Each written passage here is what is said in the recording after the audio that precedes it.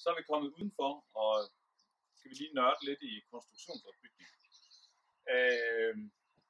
Yderst har vi jo en naturskifter, som holder i 300 år. Den kan pilles ned igen om 100 år og bruges på et andet hus, hvis det er det, man har lyst til. Inde bag ved naturskifteren, der sidder der en træfiberplade, som fungerer som vindspærre.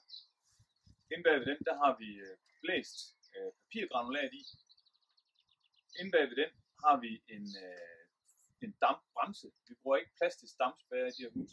Vi bruger en dampbremse, det vil sige, at fugten kan transportere sig igennem konstruktionen og blive ventileret væk på bagsiden af skiferpladen. Alligevel er huset trykprøvet efter 2020-krav og har bestået. Papirulden er også en fugtadaptiv isolering, det vil sige, at den kan også transportere, afgive og optage fugt.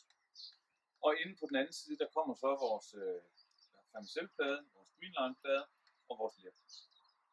Hvis vi sådan lige kigger lidt op, så er der også blandet lidt træværk ind i alt det sorte.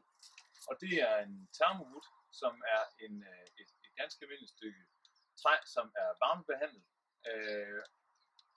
Og det vil sige, at cellerne bliver sprængt ind i trækonstrukturen, og det har meget, meget svært ved at rådne. Det skal ikke vedligeholdes. Man kan give det lidt olie for at beholde gløden, men ellers så bliver det bare lige så stille gråt. Og det har også sin charme. Og ellers så kan vi kigge hen ad huset og nyde flotte resultater.